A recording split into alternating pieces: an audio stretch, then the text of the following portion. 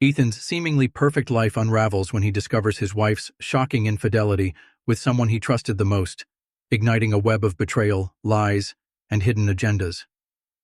As the truth surfaces, Ethan is forced to confront not only the emotional devastation of deceit, but also the sinister motives lurking beneath the surface. Tensions rise as secrets are exposed, pushing Ethan to the edge as he battles to protect his family from the fallout of deception and manipulation. This gripping tale of betrayal and revenge will leave viewers outraged and questioning just how far trust can be broken. Welcome back, and thank you for tuning in. Before we dive in, let us know in the comments, where in the world are you watching from? We'd love to hear from you. Now, let's jump into today's story. It was a crisp autumn morning in Charleston, South Carolina, the kind of morning where the air felt light, the leaves danced in the wind, and everything seemed peaceful. But as we all know, peace can be deceiving. Ethan Hayes stared out of the floor-to-ceiling windows of his sleek, modern office. At 36, Ethan was the kind of man people looked up to, a successful architect, a loving husband, and, at least by outward appearances, the definition of stability. On his desk sat a framed photo of his wife, Rachel, and their son, Ben. Rachel, with her honey-blonde hair and warm smile, was the kind of woman who turned heads without even trying. Ben, their 7-year-old, had Ethan's sharp blue eyes and Rachel's playful grin. They looked like the perfect family, but perfect doesn't always mean happy. "Mr. Hayes?" His assistant, Chloe, poked her head in. "Mark's here for the design meeting." Ethan nodded, smoothing his tie. "Send him in." Mark Jennings was Ethan's business partner and best friend since college. They had built their architecture firm from scratch, and now it was one of the most respected names in Charleston. "Morning," Mark said, dropping a thick folder onto Ethan's desk. "We've got a problem with the Lexington project. The zoning board's pushing back." Ethan flipped through the papers, but his mind wasn't fully there. "Everything okay?" Mark asked, raising an eyebrow. "Yeah," Ethan replied quickly. "Just tired." He wasn't lying. Rachel had been distant lately, working longer hours at the boutique she managed, skipping family dinners, and spending more time on her phone than with him or Ben. "She's busy," Ethan told himself. "Running a store takes work." But there was a nagging feeling in his gut, and gut feelings, they don't usually lie. Later that night, Ethan arrived home to find Ben playing with Legos on the living room floor. "Hey, buddy." Ethan crouched down, inspecting the miniature skyscraper Ben had built. "This is incredible. Maybe you'll be an architect like your old man." "Maybe," Ben said without looking up. "Mom's not home yet." That was the third time this week. "Big sale at the boutique," Ethan said, more to himself than Ben. He pulled out his phone and sent Rachel a quick text. "Still at work?" No reply. By 9 p.m., Ethan was reheating leftovers and trying to keep his nerves in check. When Rachel finally walked through the door, her hair was tousled, and she smelled faintly of perfume, the kind she didn't usually wear. "Long day?" he asked, trying to keep his tone light. Rachel barely glanced at him. "Exhausting. The new inventory shipment came late." "Right." He forced a smile, but the words sat heavy in his chest. She didn't eat. She barely spoke, and when Ethan kissed her goodnight, her lips felt cold. The next morning, Ethan dropped Ben off at school and ran into Emily, another parent, and Rachel's old high school friend. "Morning, Ethan," Emily said brightly. "Is Rachel still out of town?" Ethan froze. "Out of town?" "Yeah." Emily looked confused. "She mentioned a vendor trip to Atlanta left Monday, I thought." "Oh, right, of course." He forced a laugh and walked back to his car, heart pounding. Rachel hadn't mentioned a trip. In fact, she'd said she was working late at the boutique all week. That night, Ethan waited until Rachel was in the shower and picked up her phone, locked. She never used to lock it. The gnawing suspicion turned into a full-blown ache. Something wasn't right. The following day, Ethan went to the boutique to surprise her with coffee. He spotted Rachel through the glass storefront, laughing. Too easily, too intimately, with a man in a navy blue suit. It wasn't just a laugh, it was the way she leaned toward him, touched his arm, and flipped her hair the way she used to when they were dating. Ethan stepped back, chest tight, as Rachel suddenly turned and saw him through the glass. Her eyes widened, and her smile dropped. "Ethan," she said, stepping outside. What are you doing here? I thought I'd bring you coffee. His voice was calm, but his hands weren't. Who's that? Rachel hesitated. Oh, that's just Daniel A. rep from the vendor we're using for the new shipment. Funny, Ethan said.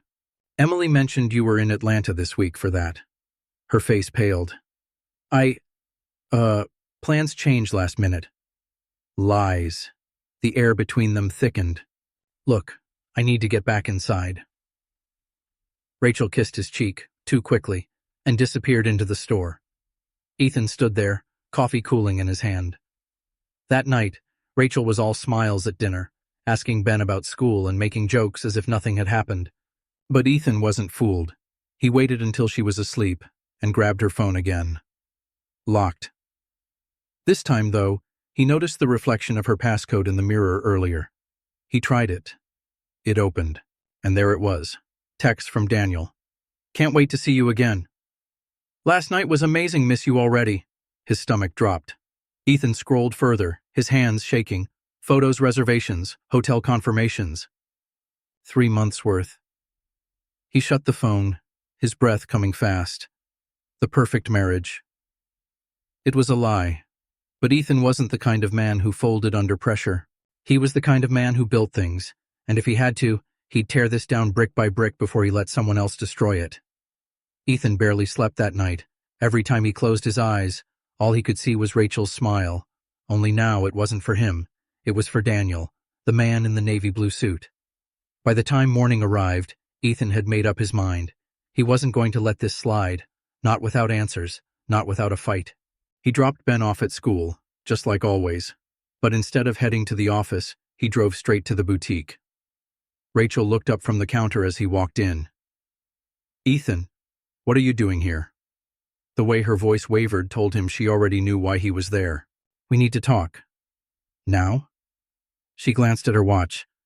I have a shipment coming in any minute. It can wait. Ethan's voice was steady, but there was no mistaking the edge behind it. Rachel hesitated, then nodded. Let's go in the back. The stockroom smelled like cardboard and lavender, Rachel's signature scent. She leaned against a table, arms crossed. What's this about? You know what it's about, Ethan said.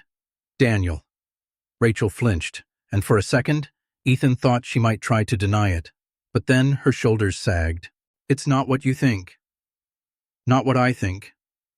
He pulled out his phone, opening the text messages he'd screenshotted the night before. Because this looks exactly like what I think. Rachel's eyes filled with tears. Ethan, I don't. He took a step back, suddenly disgusted by how familiar she still looked. Don't stand there and cry like you're the victim. I never meant for this to happen. Her voice cracked.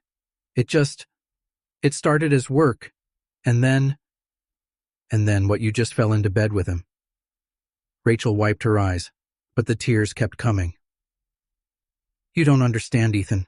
I've felt invisible for years, like I was just here, managing the house, taking care of Ben, keeping everything together while you focused on your career. Daniel made me feel seen. Ethan's laugh was sharp. Seen, is that supposed to make this okay? No, she shook her head. It's not okay, I know that, but it's not as simple as you think it is. Ethan's phone buzzed in his pocket, but he ignored it. What about Ben? He asked. Did you think about him while you were sneaking around? Rachel's face crumpled. I love him. You know I do. Do I? The words hung there, heavy and sharp, before Rachel finally spoke again. I'll end it. Ethan stared at her. Just like that? I'll end it, she repeated. And we can fix this. Please, Ethan. We can fix this. He wanted to believe her for Ben's sake, if nothing else, but something about the way she said it, too quick, too desperate, made him wonder if she meant it. Later that night, Ethan sat alone in his office, staring at the texts on Rachel's phone one more time. He should have deleted them, but he couldn't. Instead, he called Mark. Hey, Mark answered. Everything okay? No. Mark didn't ask questions. Meet me at the bar in 20. The bar was dimly lit and half empty. Ethan barely touched his drink as he told Mark everything. "You're kidding," Mark said when Ethan finally finished. "I wish I was." Mark leaned back in his chair, rubbing his jaw. "So what now?" "I don't know." Ethan sighed. "Part of me wants to walk away, start over. But then I think about Ben." Mark nodded. "I get it. But you can't let her play you, man. If she's serious about fixing this, she's gonna have to prove it." Ethan swirled the ice in his glass. "And if she's not?" Mark's eyes darkened. "Then you make sure she regrets it." Ethan didn't answer, but deep down, he already knew. If Rachel wasn't serious about ending things with Daniel, there wouldn't be a second chance. The next few days felt like a blur. Rachel was suddenly home more, cooking dinners and making an effort to spend time with Ethan and Ben. She smiled more, laughed more, like she was trying to pretend everything was fine. But Ethan saw the cracks. The way her phone was always face down on the counter, the way she flinched every time it buzzed. And then, one night, he woke up and found her sitting on the edge of the bed, phone glowing in her hand. He didn't say anything, just watched as she quickly typed out a message and slipped the phone under her pillow. The next morning, he followed her. Rachel left the house early, claiming she needed to check inventory at the store. Instead, she drove straight to a coffee shop downtown. Ethan stayed back, parked across the street, and then Daniel walked in. They sat in the corner, heads close together. Rachel laughed at something he said, leaning into him the way she used to lean into Ethan. His stomach churned. By the time Rachel got home that night, Ethan was already waiting in the kitchen. "How was work?" he asked, keeping his voice casual. "Busy," Rachel said, setting down her purse. "You know how it is." "Yeah," Ethan nodded. "I do." He pulled out his phone and held up the photo he'd taken from his car, Rachel and Daniel, inches apart, looking anything but professional. Rachel froze. "I guess ending it wasn't as easy as you thought," Ethan said. "Ethan, save it." Rachel reached for him, but he stepped back. "You had your chance to fix this instead. You doubled down, lead to me, lead to Ben." Rachel's voice broke. "Please." "No," Ethan said, his voice hard. "You don't get to ask me for anything. Not anymore." He walked out of the room before she could say another word. Things changed quickly after that. Rachel tried to explain, tried to justify, but Ethan wasn't interested. Instead, he focused on Ben, making sure his son felt safe and loved, even as their world started to crumble. And Rachel, she moved into the guest room, but even with the walls between them, Ethan knew it wasn't over. Not yet. Because once trust is broken, it's not just about ending the affair, it's about facing the fallout. If you're still here, thanks for watching. Don't forget to like, share, and subscribe for more stories like this one. Now let's keep going, because this is where things really start to unravel. Ethan didn't waste time. The morning after catching Rachel's lie, he met with a lawyer. Not just any lawyer, Lisa Caldwell, one of Charleston's most feared divorce attorneys. She was sharp, ruthless, and exactly what Ethan needed. Lisa leaned back in her leather chair, flipping through the photos and text screenshots Ethan had provided. "You have enough here to build a solid case, but before we go nuclear, we need to know exactly what you want." Ethan's jaw tightened. "I want custody of Ben." Lisa raised an eyebrow. "That's going to be a fight. Courts tend to favor mothers, especially when there's no history of abuse or neglect. Rachel's been sneaking around for months. She's lying to me and setting a terrible example for Ben. I don't trust her." Lisa tapped her pen against the desk. "Then we need more than texts and photos. We need financial records, schedules, and anything that shows she's been prioritizing this affair over her responsibilities as a parent." Ethan nodded, already thinking of the accounts he shared with Rachel. "I'll get you what you need." "And Ethan?" Lisa's eyes sharpened. "Be careful if Rachel senses what you're doing. She could try to flip the narrative. Affairs don't always guarantee victory in court. She might play the victim." The tension at home was unbearable. Rachel tiptoed around Ethan like a guest overstaying her welcome. Ben picked up on the tension too, growing quieter with each passing day. But Ethan stayed focused. He started tracking Rachel's movements, recording when she left, where she went, and how often she worked late. What he uncovered made his stomach churn. Rachel wasn't just having an affair. She and Daniel had opened a joint bank account, one she hadn't bothered to hide very well. Transactions included expensive dinners, hotel reservations, and even a deposit for a weekend getaway. And that wasn't all. A closer look at their shared finances revealed Rachel had been withdrawing money from Ben's college fund, thousands of dollars, gone. Ethan didn't confront her. Not yet. Instead, he hired a private investigator. Rebecca Morris was discreet, experienced, and didn't waste time within days. She handed Ethan a folder filled with evidence. Rachel and Daniel weren't just planning an affair. They were planning a future. Leases for apartments, vacation itineraries, even messages about moving out once the time was right. The final blow? Rachel had referred to Ethan as controlling in text to Daniel. She'd painted herself as the victim, claiming Ethan never paid attention to her and made her feel trapped. Ethan clenched his fists, but Rebecca stopped him. "Whatever you do, don't tip your hand yet. Use this when the timing's right." He nodded, knowing the storm was coming. The confrontation happened sooner than expected. Rachel came home late, again, but this time, Ethan was waiting. He had the photos, texts, and bank statements spread out on the kitchen table. Her face went pale the second she saw them. "What is this?" "You tell me." Rachel's eyes darted across the evidence. "Ethan, I can explain." "Can you?" "Because it looks pretty clear to me you've been funneling money out of Ben's account, lying about business trips, and making plans for a future that doesn't include me." Tears welled up in her eyes. "It's not what it looks like." "It's exactly what it looks like."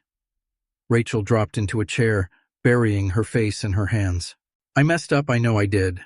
But I was scared, Ethan. You were so focused on work, and I didn't know how to tell you I wasn't happy." "And stealing from our son, was that supposed to make you happy?" She flinched. "It wasn't like that I was going to put it back." Ethan leaned in. "No, you weren't. You were leaving. Don't lie to me again." Rachel looked up, eyes pleading. "Please, Ethan, I'll end it.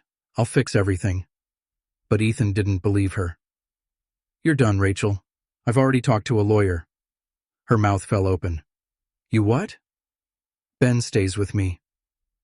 Rachel shook her head, panic creeping in. "You can't do that. The court won't."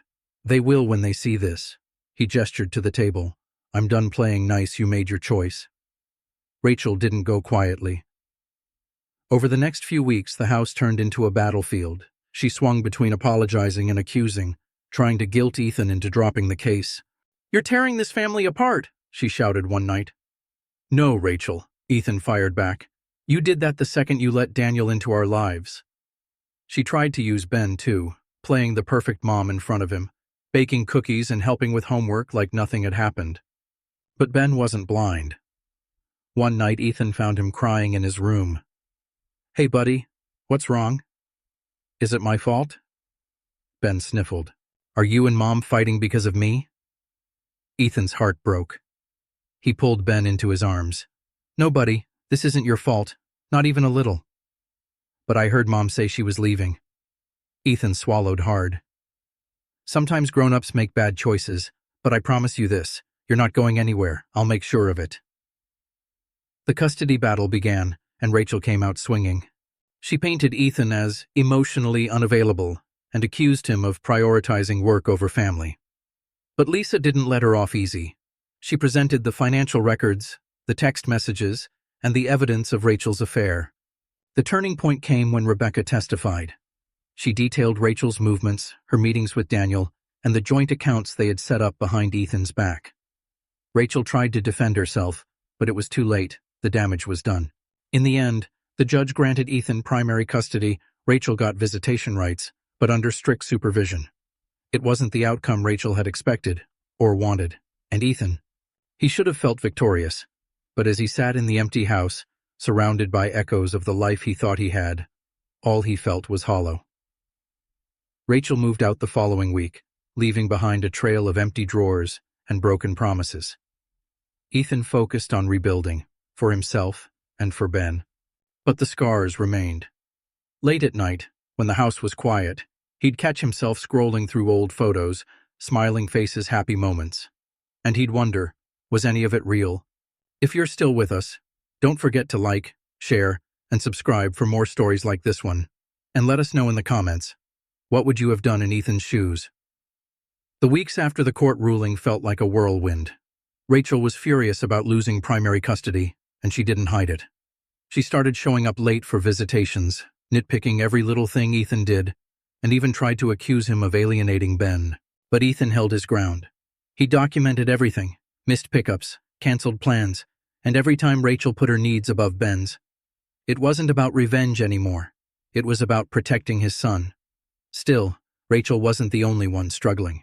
Ben had become more withdrawn, barely speaking at dinner and retreating to his room after school. Ethan tried to get him to open up, but the answers were always the same. "I'm fine, Dad." But Ethan knew he wasn't. One night, while tucking Ben in, Ethan sat on the edge of the bed. "You know you can talk to me, right?" Ben stared at the ceiling. "What's the point? You're just going to leave too." Ethan's heart sank. "Is that what you think?" "You left Mom," Ben whispered. Ethan took a deep breath. "I didn't leave you, Ben, and I never will. No matter what happens, I'll always be here." But Ben just rolled over, and Ethan knew it would take more than words to fix this. The final blow came out of nowhere. Ethan was at work when he got the call. It was Mark, his best friend. "You need to get down to the police station," Mark said. "Now." Ethan's stomach dropped. "What happened?" "It's Rachel." By the time Ethan arrived, Rachel was already in a holding cell. Her makeup was smeared, and her hair was a mess. "What the hell is going on?" Ethan demanded. The officer at the desk looked up. "Your ex-wife was caught driving under the influence. She had your son in the car." Ethan's blood ran cold. "Is Ben okay?" "He's fine, a little shaken up, but no injuries." Ethan's hands clenched into fists. "I want to see him." Ben was sitting in a plastic chair, hugging his knees. The second he saw Ethan, he jumped up and ran into his arms. "Dad!" Ethan held him tight, fighting back the rage boiling inside him. "I've got you, buddy. You're safe now." But as much as he wanted to storm back and scream at Rachel, he knew this wasn't about her anymore. It was about making sure Ben never had to feel this scared again. Rachel's arrest changed everything. Her supervised visitations were revoked, and Ethan filed for sole custody the very next day. But Rachel wasn't ready to let go. She showed up at the house, pounding on the door and begging Ethan to let her explain. "You have to listen to me. It was a mistake." Ethan opened the door just enough to face her. "A mistake? You put our son's life at risk, Rachel. That's not a mistake, that's a choice." Tears streamed down her face. "I'm getting help. I'm going to meetings, therapy. I'm trying, Ethan." He shook his head. "It's too late." Rachel dropped to her knees. "Please don't take him away from me." Ethan wanted to feel sorry for her, wanted to believe she was capable of change. But he couldn't. "Goodbye, Rachel." And with that, he shut the door. The next few weeks were some of the hardest Ethan had ever faced. Ben started therapy to help him process everything, and while it wasn't easy, he was slowly starting to open up. "I don't hate Mom," he said one day. "You don't have to," Ethan told him, "but it's okay to be angry." Ben nodded, tears in his eyes. "I just want things to go back to the way they were." Ethan hugged him. "Me too, buddy. But we're going to make this work, I promise." Rachel's downward spiral didn't stop. After losing custody, she lost her job and moved into a cheap motel. Mark kept tabs on her, making sure she wasn't trying to contact Ben. But it wasn't long before Ethan got another call, this time from Rachel's sister. "She overdosed," her sister said, her voice trembling. "They found her in the motel room this morning." Ethan didn't know what to feel, anger, sadness, relief, but mostly, he just felt tired. At the funeral, Ethan stood beside Ben, holding his hand as the casket was lowered into the ground. Rachel's sister gave the eulogy, talking about how Rachel had been a loving mother who struggled with her demons. Ben cried softly, and Ethan didn't let go of his hand for a second. When it was over, Ben looked up at him. "Is she in heaven?" Ethan's throat tightened. "I think so." Ben nodded, wiping his eyes. I hope so. Life didn't go back to normal after that. It couldn't. But Ethan and Ben started building something new, something stronger. Ethan focused on his son, making sure he knew he was loved and safe. And slowly, Ben started smiling again. If you're still here, thank you for watching. Don't forget to like, share, and subscribe for more stories like this one. And let us know in the comments, what would you have done in Ethan's place? Ethan thought the worst was behind him. Rachel's death had left a void, but he was determined to move forward. For Ben, therapy sessions continued, school routines became steadier, and for the first time in months, their home felt peaceful. But peace didn't last long. One afternoon, Ethan received an unexpected letter in the mail. It was from Daniel. Rachel's former lover had resurfaced. The letter was short, but venomous. You took everything from me. Rachel and I had plans, dreams, and you destroyed them. Don't think I've forgotten. You'll pay for what you've done. Ethan's hands shook as he folded the letter. He thought Daniel had disappeared, slinking away after Rachel's death, but clearly, he hadn't. Ben noticed the change immediately. Dad, what's wrong? Ethan forced a smile. Nothing, buddy. Just grown-up stuff. But Ben wasn't convinced, and neither was Ethan. Daniel's threats didn't stop. Over the next week, Ethan found slashed tires, broken windows, and unsettling notes left on his doorstep. The messages became more personal. You think you've won, but you haven't. Ben doesn't belong with you, he belongs with me. The words sent chills down Ethan's spine. He went straight to the police, but without direct evidence, there wasn't much they could do. Get security cameras and keep records of everything, the officer advised. And if you see him near your property, call us immediately. Ethan didn't wait. He installed cameras around the house and changed the locks, but no matter how much he tried to secure their home, he couldn't shake the feeling that Daniel was watching. The confrontation came sooner than Ethan expected. It was a Saturday afternoon. Ben was in the backyard kicking a soccer ball when Ethan heard a knock at the door. He opened it to find Daniel standing there. The man looked rough, unshaven, eyes bloodshot, and clothes wrinkled. What the hell are you doing here? Ethan snapped. Daniel smirked. Came to see my son. Ethan's blood boiled. He's not your son. Rachel and I talked about starting over, Daniel hissed. You destroyed that. She's dead because of you. Ethan stepped outside, closing the door behind him. You need to leave now. But Daniel didn't budge. Or what, you'll call the cops? Go ahead, but we both know you can't protect Ben forever. Ethan didn't respond. Instead, he pushed Daniel back, hard enough to send him stumbling. Daniel laughed. You think this is over? Ethan locked the door as Daniel walked away, but the encounter left him shaken. And it got worse. Later that night, Ethan woke up to the sound of shattering glass. He grabbed the baseball bat he kept by the bed and rushed downstairs. In the living room, Daniel stood among the shards of broken glass, a crowbar in his hand. You don't deserve him, Daniel shouted. Get out of my house, Ethan roared, stepping between Daniel and the stairs. But Daniel wasn't backing down. He lunged at Ethan, and the two men grappled, knocking over furniture in the process. Ethan managed to push Daniel off, sending him crashing into the coffee table. But Daniel was back on his feet in seconds. Ben's voice echoed from the top of the stairs. Dad! Go back to your room, Ben, Ethan shouted, never taking his eyes off Daniel. But Daniel used the distraction to swing the crowbar. Ethan barely dodged in time, grabbing Daniel's arm and twisting it until the crowbar hit the floor. By the time the police arrived, Daniel was pinned against the wall, Ethan's knee pressing into his back. Daniel was arrested on the spot and charged with breaking and entering, assault, and child endangerment. But even as the police dragged him away, he kept shouting, You'll never keep him from me!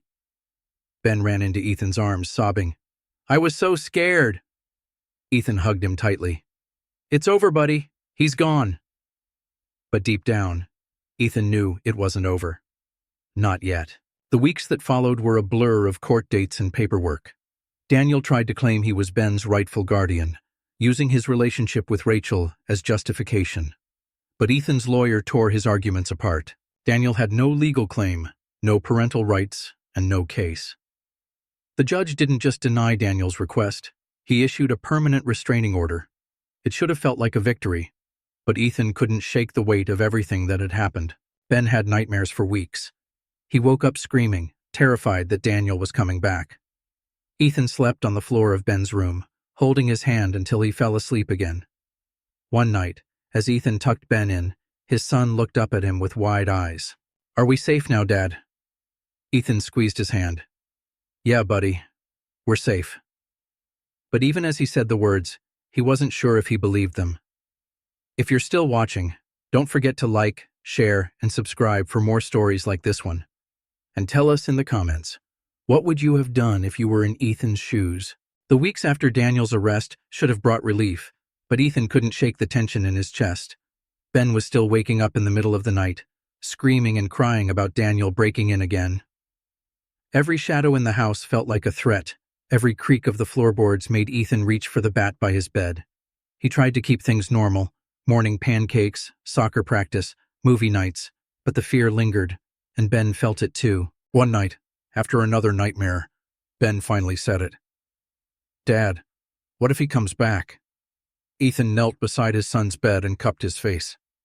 "He won't," Ethan promised. "I won't let him." But even as he said the words, Ethan knew the fight wasn't over yet. 2 weeks later, Ethan's phone buzzed. It was his lawyer. "Daniel's out on bail," she said. "You need to be careful." Ethan's stomach dropped. "How is that even possible? He broke into my house." His attorney argued that he has no prior record and claimed it was a misunderstanding fueled by grief. The judge bought it. Ethan slammed his fist on the counter. "A misunderstanding! He came after my son with a crowbar." "I know," she said, her voice calm. "But we'll fight this. I need you to stay calm and keep Ben safe. Any contact, any threats, document everything." Ethan hung up and immediately checked the locks again, then reviewed the security camera footage. No sign of Daniel, yet. But it was only a matter of time. Ethan wasn't wrong. 2 days later, Ben's school called. "Mr. Carter, we had an incident today involving Ben." Ethan's heart stopped. "Is he okay?" "He's fine, but a man tried to approach him during recess. He claimed to be a family friend, but Ben got scared and told a teacher." Ethan felt his blood boil. "Was it Daniel?" "We can't say for sure, but the man fled before we could detain him. Police are already reviewing security footage." Ethan hung up and drove straight to the school, his hands gripping the steering wheel so tight, his knuckles turned white. At home, Ethan paced the living room, his mind racing. Daniel was getting desperate, and desperate men were dangerous.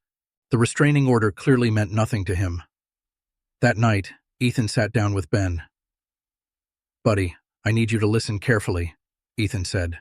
"If you ever see Daniel again, I want you to run. Don't talk to him. Don't go near him. Just run and find an adult." Ben nodded, his eyes wide. "Is he going to hurt us?" Ethan forced himself to smile. "No, because I won't let him."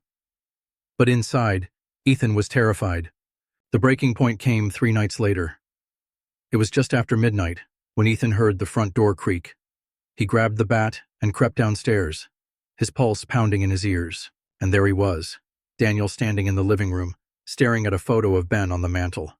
"What the hell are you doing here?" Ethan hissed. Daniel turned slowly, his eyes wild. "I just wanted to see him."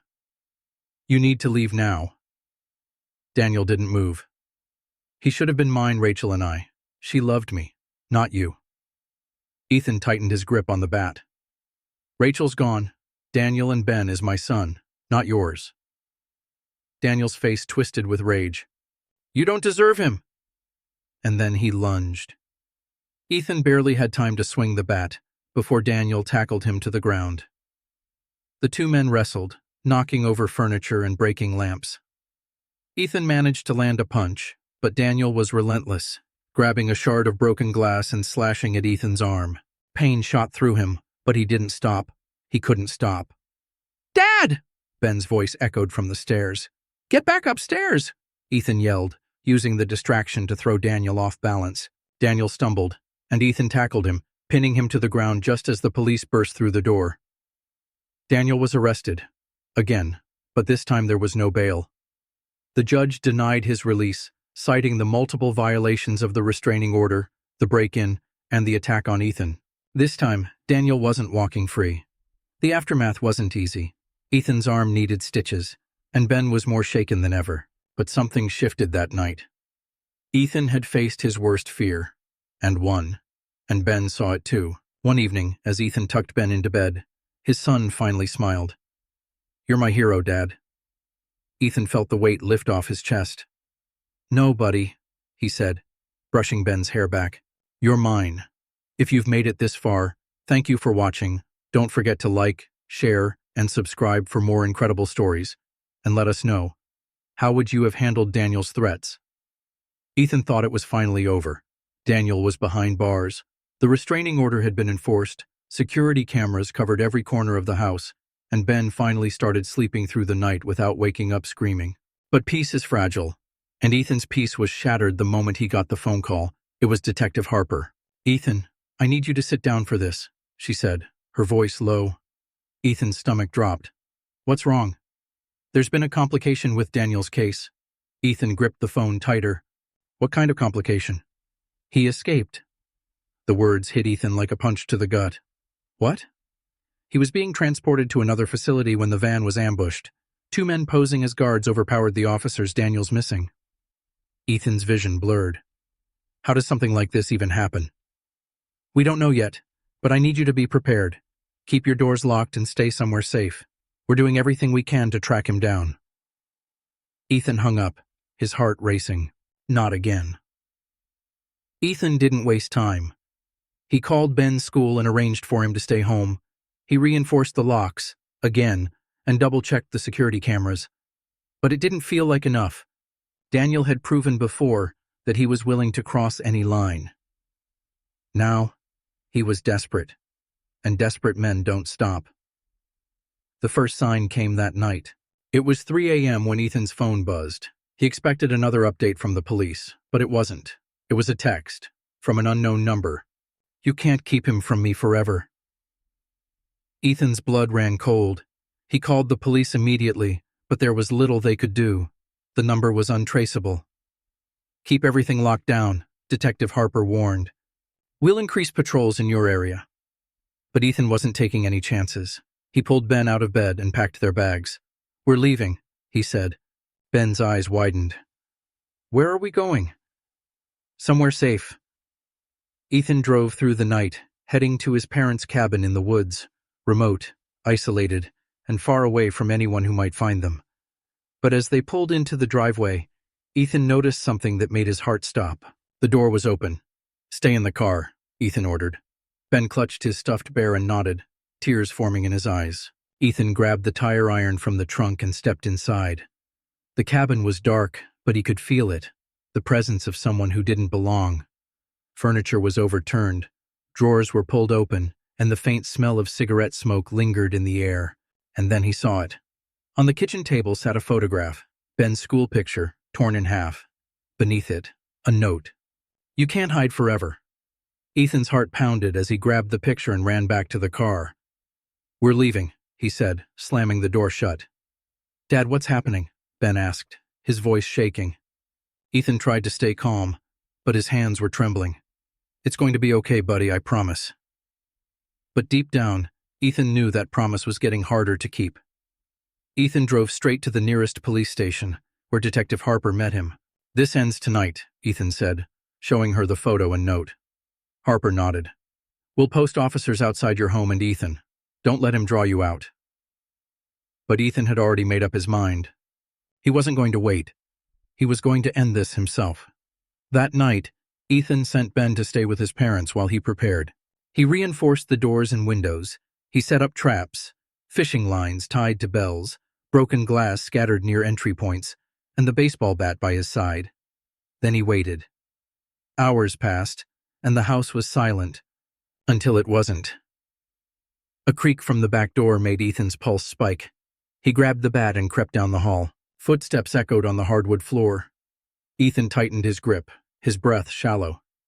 And then, Daniel stepped into the living room, a knife in his hand. "You shouldn't have run," Daniel said, his voice low and menacing. Ethan didn't hesitate. He swung the bat, But Daniel dodged, slashing at Ethan's arm.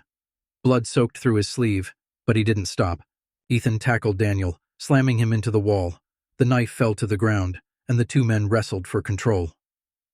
Daniel clawed at Ethan's face, but Ethan grabbed a lamp and smashed it over Daniel's head. Daniel stumbled, and Ethan took his chance, pinning him to the ground. But Daniel wasn't done. With a sudden burst of strength, he shoved Ethan off and reached for the knife. Ethan lunged, grabbing Daniel's wrist and twisting it until the knife clattered to the floor again. And then, finally, the sound of sirens. Police burst through the door, weapons drawn. "Don't move!" Daniel froze, and Ethan fell back, breathing hard, as the officers cuffed him. It was over. Later, as Ethan sat in the hospital getting stitches, Detective Harper joined him. "He's done this time," she said. "No bail, no chance of getting out again." Ethan exhaled for what felt like the first time in days. And when Ben ran into the room, throwing his arms around his dad, Ethan knew one thing for sure. They were finally safe.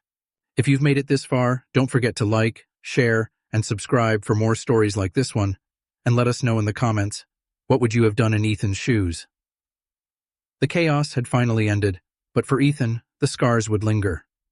Days passed, and the adrenaline faded, leaving behind exhaustion and relief. Daniel was locked away for good this time, charged with attempted murder, breaking and entering, and multiple violations of the restraining order. There would be no loopholes, no early releases. Ethan could finally breathe again. Ben, though, still had nightmares. He'd wake up crying, clutching his stuffed bear, afraid Daniel would come back. Ethan didn't blame him. Trauma doesn't disappear overnight, but every time Ben needed reassurance, Ethan was there. "You're safe now," he whispered during the late-night wake-ups. "I won't let anything happen to you." And slowly, Ben started to believe it. Ethan, however, couldn't forget the final confrontation. Every sound in the house felt louder now. A creak in the floorboards, the hum of the refrigerator, the rustle of leaves outside. He couldn't stop double-checking the locks, reviewing the security footage, or jumping at shadows. Even with Daniel gone, the fear lingered. It wasn't until Detective Harper stopped by that Ethan finally started to let go. "You did everything right," Harper said, setting down her coffee cup. Ethan shook his head. "I should have done more. I should have seen it coming." Harper leaned forward. "Ethan, you protected your son. You fought back when it mattered, and because of you, Daniel's behind bars, where he can't hurt anyone else." Ethan didn't answer, but her words stuck with him. Maybe she was right. Maybe after everything he hadn't failed. Time passed, and life slowly started to resemble something normal. Ben went back to school. Ethan returned to work, though he kept his home office updated with extra security measures, just in case. But something had shifted. Ethan no longer took things for granted. He didn't ignore his instincts or dismiss his fears, and he made sure Ben knew he'd always be there, no matter what. Months later, Ethan got a letter in the mail.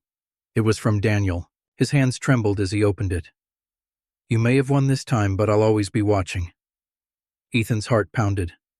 For a moment, the panic threatened to return. But then, he tore the letter in half and threw it in the trash. Daniel didn't have power over him anymore. Not now, not ever again. The days turned into weeks, and the weeks into months. Ben laughed more often now. His nightmares becoming fewer and farther between. Ethan started seeing a therapist, finally working through the trauma he'd buried for so long. And for the first time in what felt like forever, Ethan allowed himself to dream about the future. He started dating again, carefully, slowly, and even thought about moving to a new house, one without bad memories. One afternoon, Ethan and Ben were at the park, tossing a frisbee back and forth. "Dad," Ben called out, "are we ever going to be scared again?" Ethan caught the frisbee and smiled. "No, buddy," he said. "Not like that. Not ever again." Ben grinned, and for the first time in what felt like forever, Ethan truly believed it. And that's where this story ends. What would you have done in Ethan's situation? Would you have run, or stood your ground like he did? Let us know in the comments below. And if you enjoyed this story, don't forget to like, share, and subscribe to the channel for more gripping tales like this one. Thanks for watching, and we'll see you in the next video.